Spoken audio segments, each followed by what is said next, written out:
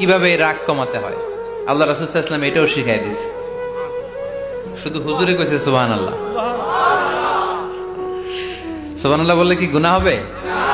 একবার সুবহানাল্লাহ বললে আকাশের জমিনের মাঝখানে সব ফাঁকা জায়গাটা সওয়াব দিয়ে ওই সওয়াব আল্লাহ আপনার আমলনামায় ঢুকায় দিবে।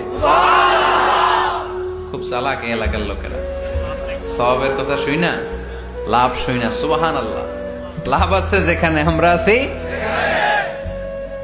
তো হাউ টু কন্ট্রোল অ্যাঙ্গার, কিভাবে রাগ থামাবো? যেহেতু মুত্তাকিনদের 2 নম্বর বৈশিষ্ট্য ওয়াল কাযিমিনাল গায়জ, আল্লাহ রাসূল শিখাই দিলেন 4টা পদ্ধতি শিখালেন রাগ কমানোর। কয়টা মনে থাকবে?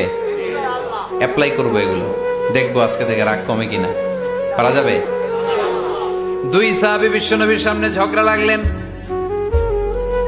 কথা কাটাকাটি, কথার পিঠে কথা, কথার নাম লতা। কথা বলতে বলতে ঝগড়া লাগতে লাগতে এক সাহাবী রেগে মেগে আগুন, মারামারির জন্য উদ্যত হলেন। বিশ্বনবী দেখলেন ওই সাহাবীর চেহারাটা একেবারে আগুনের গোলার মতো লাল হয়ে গিয়েছে। বিশ্বনবী বললেন, ইন্নী লা আ'লামু কালিমাতান, আমি এমন একটা বাক্য জানি, এই রাগান্বিত সাহাবী যদি এখন এই বাক্যটা পড়া শুরু করে দেয়, তার রাগটারে নিমিষেই ঠান্ডা বানায় দিবে কে?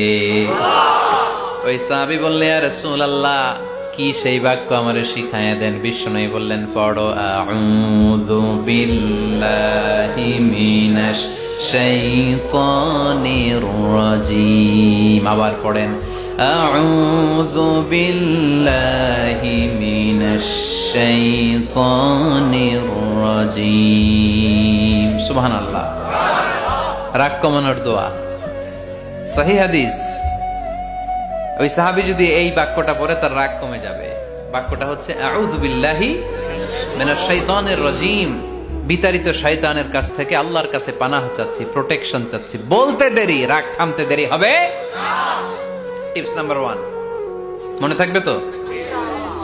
টিপস নাম্বার 2, বিশ্বনবী বললেন, ইযা গাদিবা আহাদুকুম ফালইয়াসকুত, তোমাদের যখন প্রচন্ড রাগ চলে আসে, বেশি যখন, প্রচন্ড যখন তোমরা রেগে যাও, তখন কথা বন্ধ করে চুপ হয়ে যাও।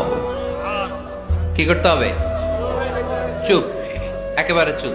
অনেকে রাগের সময় গড়গড় করে কি যেন বলতে থাকে, আছে না নাই? রাগে গড়গড় করতে থাকে আর কি যেন বলতে থাকে।